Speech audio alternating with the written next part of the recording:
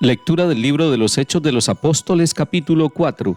En aquellos días, puestos en libertad, Pedro y Juan volvieron al grupo de los suyos y les contaron lo que les habían dicho los sumos sacerdotes y los ancianos. Al oírlo, todos juntos invocaron a Dios en voz alta: Señor, tú hiciste el cielo y la tierra, el mar y todo lo que contienen. Tú inspiraste a tu siervo, nuestro padre David, para que dijera: ¿por qué se amotinan las naciones y los pueblos planean un fracaso? Se alían los reyes de la tierra, los príncipes conspiran contra el Señor y contra su Mesías. Así fue, en esta ciudad se aliaron Herodes y Poncio Pilato con los gentiles y el pueblo de Israel contra tu santo siervo Jesús, tu ungido, para realizar cuanto tu poder y tu voluntad habían determinado. Ahora, Señor, mira cómo nos amenazan, y da a tus siervos valentía para anunciar tu palabra, mientras tu brazo realiza curaciones, signos y prodigios por el nombre de tu santo siervo Jesús. Al terminar la oración, tembló el lugar donde estaban reunidos, los llenó a todos el Espíritu Santo y anunciaban con valentía la palabra de Dios. Palabra de Dios, te alabamos, Señor. Estamos empezando la segunda semana de Pascua, y en esta segunda semana de Pascua continuamos la lectura del libro de los Hechos de los Apóstoles. Es un libro que nos cae bien a todos nosotros, los bautizados, para que lo leamos en este tiempo de la Pascua, para que nos demos cuenta cómo la palabra de Dios va narrando lo que fue el comienzo de la iglesia, cómo los primeros apóstoles, Pedro, Juan y los demás apóstoles, empezaron a predicar la palabra de Dios, asumiendo las consecuencias que tiene este anuncio de la buena nueva de Cristo resucitado de entre los muertos.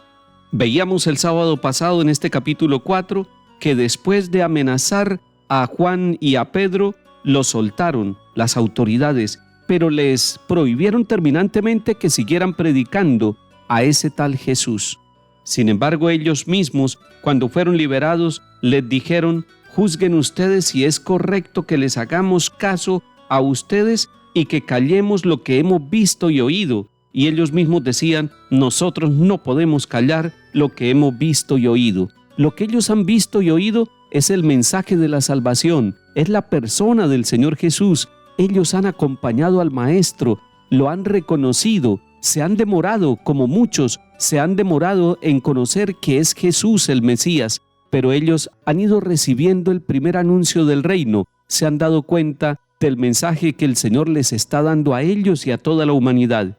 Los apóstoles han sido los primeros en escuchar este mensaje de salvación. Ellos han conocido al que nació de las entrañas de la Virgen María. Ellos lo han acompañado, han tenido esa alegría de escuchar de viva voz el Evangelio de los mismos labios de Jesús el Señor. Seguramente ahora, después de la resurrección, cuando lo están entendiendo todo, porque Pascua es tiempo para entender desde la resurrección todo el sufrimiento, todo el dolor, toda la negación, toda la cruz y el aparente fracaso de la misión del Señor Jesús. Ahora ellos están redescubriendo su historia, su pasado, su vida. La Pascua, la resurrección de Cristo, nos permite a nosotros también redescubrirnos como personas, redescubrir nuestro pasado, nuestra fe. Pedro y Juan van donde sus compañeros para anunciarles lo que ha sucedido y la experiencia que han vivido con los sumos sacerdotes, los ancianos y las autoridades de Jerusalén. Al oírlo, todos juntos invocan el nombre de Dios en voz alta, es decir, toda la comunidad se pone a orar.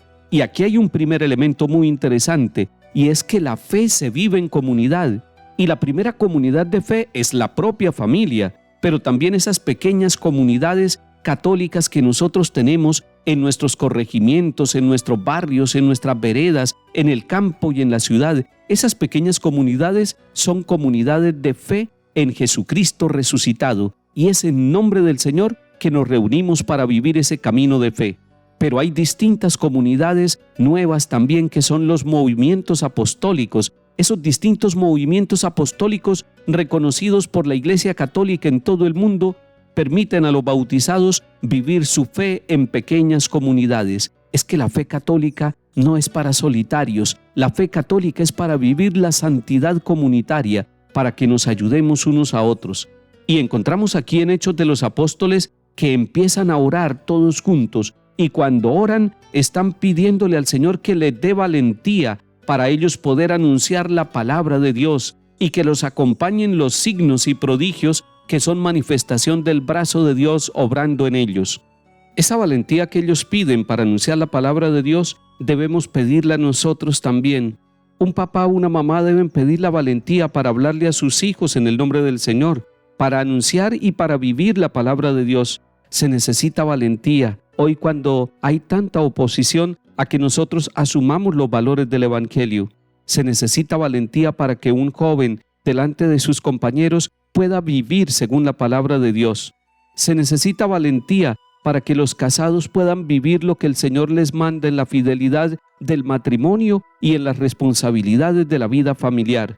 Se necesita valentía para llevar los valores de la palabra de Dios y del Evangelio al mundo de la economía, de la política, para quitar todo aquello que no es el camino de Dios y que no son los valores del Evangelio. Termina diciendo este capítulo 4 de los Hechos de los Apóstoles que a todos los llenó el Espíritu Santo y que anunciaban con valentía la palabra de Dios. Salmo 2. ¿Por qué se amotinan las naciones y los pueblos planean un fracaso? Se alían los reyes de la tierra, los príncipes conspiran contra el Señor y contra su Mesías. Rompamos sus coyundas, sacudamos su yugo. El que habita en el cielo sonríe, el Señor se burla de ellos, luego les habla con ira, los espanta con su cólera. Yo mismo he establecido a mi rey en Sión, mi monte santo. Voy a proclamar el decreto del Señor. Él me ha dicho, tú eres mi hijo, yo te he engendrado hoy. Pídemelo, te daré en herencia a las naciones, en posesión los confines de la tierra.